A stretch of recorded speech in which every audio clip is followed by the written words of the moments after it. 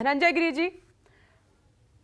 गिरी जी, एक तो ये अरविंद केजरीवाल एक कदम आगे बढ़कर आज सीएम चेहरा अनाउंस कर देंगे। ये एक बहुत बड़ा दांव है उनकी तरफ से।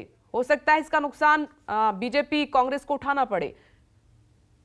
धनंजय गिरी तक आवाज नहीं पहुंच रही है मेरी। आम आदमी पार्टी प्रवक्ता संजीव झा का मैं तब तक रुक कर लेती हूँ। संजीव झा जी, मेरे सहयोगी बता रहे हैं कि गुजरात में जो आप आज सीएम चेहरा अनाउंस करने जा रहे हैं, हो सकता है ये बड़ा दांव है। इसका अब क्या असर होगा ये नहीं पता कि वो चेहरा जनता को पसंद आएगा नहीं आएगा, लेकिन आप चेहरा दे रहे हैं, ये अच्छी बात है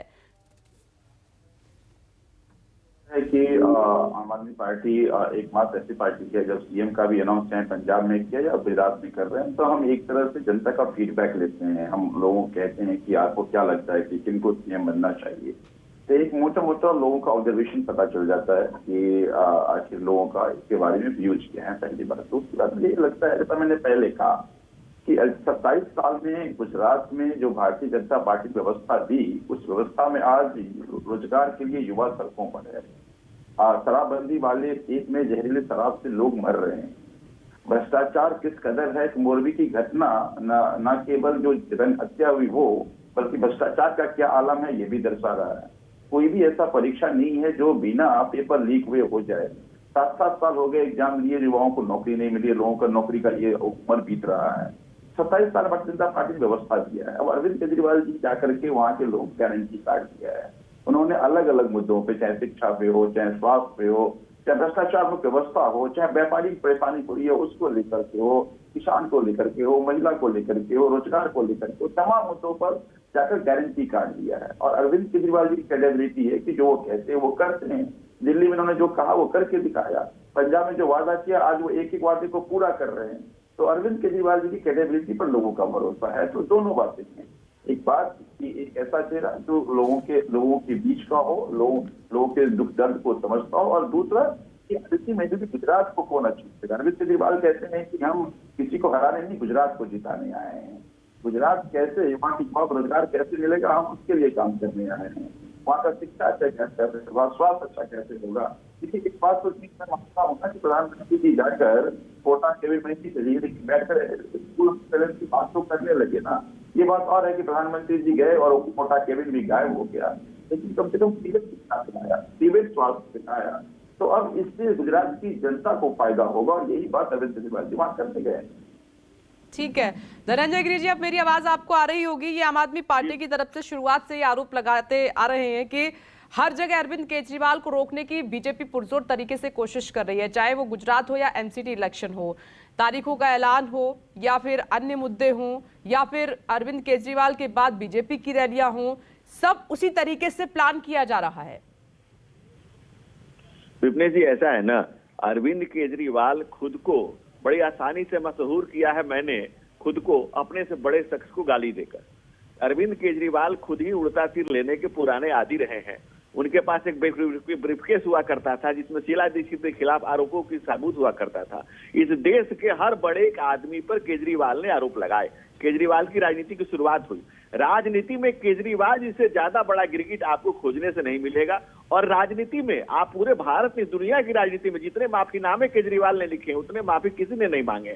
केजरीवाल जी का ये चरित्र है, एक भगोड़ा के तौर पे झाड़ू सफाई के लिए होता है, लेकिन इस झाड़ू ने भारत की राजनीति को गंदा करके रख दिया है। दिल्ली को इतना गंदा कर दिया कि हम लोग सांस नहीं ले पा रहे हैं। केजरीवाल की राजनीति की शुरुआत देखिए, वो कह रहे हैं कि दिल्ली को आपने गंदा कर दिया, एमसीडी में आपकी सरकार है, कूड़ा आप साफ नहीं कर पाए, ढेर आपने दे दिया है, गंदगी एमसीडी में बीजेपी आप ही राज कर रहे हैं ना। आम आदमी पार्टी तो आपको कह रही है कि दिल्ली को बीजेपी ने गंदा कर दिया, और इसी को चुनाव में मुद्दा बना रहे हैं। सरकार थी ना, पिछले साल भी आम आदमी पार्टी की सरकार थी ना। पिछले साल ये सारा दोष पंजाब पर क्यों था कि पंजाब की पराली जलने से आप धुआं नहीं हो रहा है। आज चूंकि आपकी पंजाब में सरकार बन गई तो आपने। धनंजय गिरी जी, आपकी आवाज नहीं आ पा रही है, संपर्क टूट गया है आपसे। मैं तब तक गौरव पांधी जी का रुख कर लेती हूँ। गौरव जी, क्या दिल्ली में भी कोई सीक्रेट मिशन में है क्या कांग्रेस? जैसे गुजरात की बात की जा रही है, खुलकर नहीं आ रहे हैं, दोनों पार्टियां दिखाई दे रही हैं अपनी स्ट्रेटेजी के साथ, बट कांग्रेस दिखाई नहीं दे रही है। कहीं ऐसा ना हो कि जो वोट आपको मिलता था कांग्रेस को, वो आम आदमी पार्टी को मिल जाए, और वो ऑप्शन के तौर पे देख भी रहे हैं खुद को। देखिए, जहाँ दिल्ली हो या गुजरात हो, हम ढोल नगाड़े नहीं बजा रहे हैं। बस सीधी बात यह है कि हम कोई भी ढोल नगाड़ा नहीं बजा रहे हैं। हमारा जो संपर्क है जनता के साथ बिल्कुल एकदम सीधा है। और अगर जिस तरह से जब ये अभी आज चर्चा शुरू हुई तो उस समय जब आपने प्रश्न पूछ रहे थे तो ये चर्चा हो रही थी कि कैंपेन जो है अब कब स्टार्ट होगा दिल्ली एमसीडी का कैंपेन। देखिए, हमारा कैंपेन जो है वो लोगों के साथ जो संवाद है और लोगों के लिए जो काम करना है वो अभी से नहीं, वो पिछले 1-1.5-2 सालों से चल रहा है। जैसे हम पहले भी जब मैं वो बात कर रहा था दिल्ली की, तब मैंने वो बताया कि किस तरह से कोरोना काल के अंदर कांग्रेस ने काम किया, तो हमारा कैंपेन वो है। अब उसको वो जो है वो दिख नहीं रहा है, वो मीडिया को ऊपर नहीं दिख रहा है, हम भी ढोल नगाड़े नहीं बजा रहे हैं, तो उसमें कोई दिक्कत नहीं है। सिमिलरली गुजरात में अभी जब हम बात कर रहे हैं तो गुजरात में हमारी 5 अलग अलग परिवर्तन यात्राएं, अच्छा ठीक है, मैं जल्दी जल्दी से तीनों प्रवक्ताओं से एक सवाल कर लेती हूँ। आपकी तरफ से गुजरात कौन देखेगा और दिल्ली कौन देखेगा? गौरव जी, कौन देखेगा मतलब कौन नेता गुजरात का इलेक्शन हमारे देखेगा गुजरात और कौन सा एमसीडी का इलेक्शन देखेगा? हमारे चाहे गुजरात हो चाहे दिल्ली हो, कांग्रेस देश की सबसे पुरानी पार्टी है। हर राज्य में हमारी मजबूत जो है नेतृत्व है। हमारे पूरी कांग्रेस की यूनिट्स ऊपर से लेकर नीचे बूथ लेवल तक बनी हुई है। तो सभी कार्यकर्ता और जितने भी नेता हैं दोनों प्रदेशों के, वो ऑलरेडी उसको वहां पर लगे हुए हैं। हमारे क्लोजिंग कमेंट्स की तरफ बढ़ रही हूँ जल्दी से। धनंजय गिरी जी, चुनाव आयोग यहाँ तारीखों का ऐलान कर रहा है तो अरविंद केजरीवाल हम अपना कैंडिडेट बता रहे हैं गुजरात में, असर तो होगा इसका?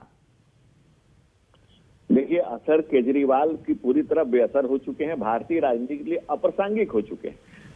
भारत की जनता, देश की जनता उनको अच्छे से पहचान गई है और उनके चाल चरित्र चेहरा सबके सामने आ रहा है। जिस तरह से दिल्ली को उन्होंने गंदा किया, दिल्ली को बदनुमा किया और जो भारतीय राजनीति के ऊपर एक कलंक के रूप में जिस तरह से आए, जिस तरह से घोटालों और घपलों की सरकार, जेल में ठगों से ठगी वसूल, मतलब आप समझ के देखिए जेल तक वसूली चल रही है। शराब के रैकेट के साथ मिलकर के शहीद आजम की फोटो लगा के शराब आजम का काम कर रहे हैं।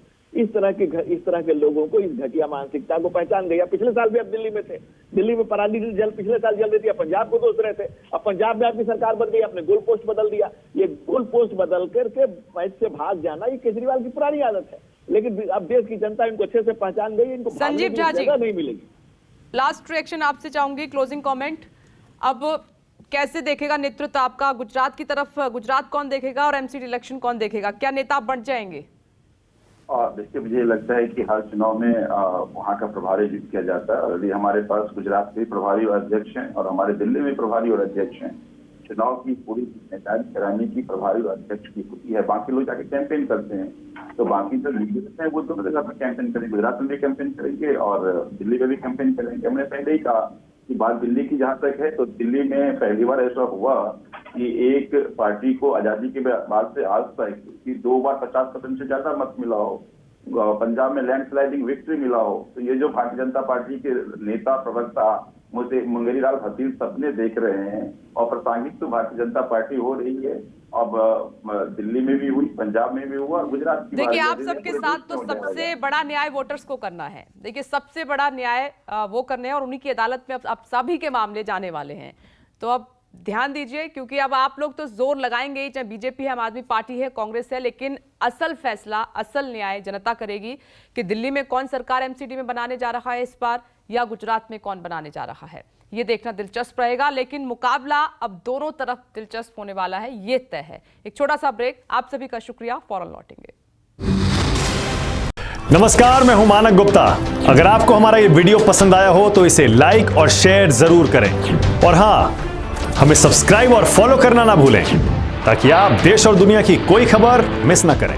तो जुड़े रहिए हमारे साथ और देखते रहिए न्यूज़ 24।